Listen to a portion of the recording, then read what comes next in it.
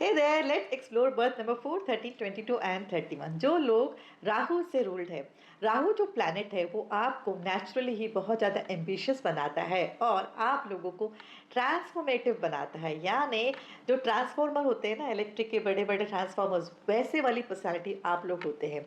एक फेज से दूसरे फेज तक कैसे आप आराम से मूव ऑन हो जाते हैं, वो शायद कोई नहीं हो सकता। आपको बहुत आसान लगता है एक सदी से दूसरी सदी में पहुंच जाना, क्योंकि आपकी सोच ही बहुत दूर की होती है। आपको पता ही होता है कि आने वाले समय में कौन सी चीज़ काम करेगी और कौन सी चीज़ बिल्कुल ही फेल करेगी। नवंबर 2025 इज रूल्ड बाय मून, यानी आपकी पर्सनालिटी से एकदम ऑपोजिट पर्सनालिटी। प्लस ये जो यूनिवर्सल ईयर है वो है नंबर 9 यानी मार्स का, which goes by the rule book. See how much discrepancy is going to happen in this month.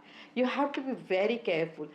जो प्लानिंग किया है उसी हिसाब से पहले समझिए, जानिए और फिर उस पर काम करिए, नहीं तो आपको बर्नआउट को डेफिनेटली फेस करना पड़ेगा।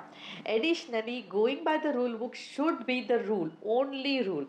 यहाँ पर आपको ध्यान रखना पड़ेगा कि आपकी जो बेसिक पर्सनालिटी है, एकदम गो गेटर, कुछ भी हो जाए मैं अपना काम करवा ही लूँ, ये वाली जो आपकी फितरत होती है, उसको आपको एकदम शांत रखना पड़ेगा।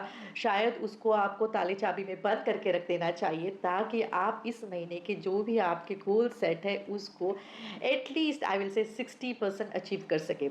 अगर आप रूल बुक के हिसाब से जाओगे तो डेफिनेटली आप 100% अचीव कर सकते हैं। इस महीने आपको पर्सनल रिलेशनशिप्स में बहुत ज़्यादा सचेत यानी केयरफुल रहना पड़ेगा। Do not try to do something which is not, पहले तो आप खुद ही कन्विंस नहीं हो, ओके। और अगर कोई फोर्सफुली आपसे कुछ करवाने की कोशिश कर रहा है तो उसको तो आपको डेफिनेटली नहीं करना चाहिए। मैं कहूँगी कि पर्सनल रिलेशनशिप में थोड़ा आराम से, थोड़ा समझ कर ही बोलना चाहिए। यहाँ पर अगर आपने बिना सोचे कुछ बोला या कुछ किया तो वो बहुत ज़्यादा नेगेटिव इम्पैक्ट ला सकता है। बी वेयर, कहीं ब्रेकअप ना हो जाए।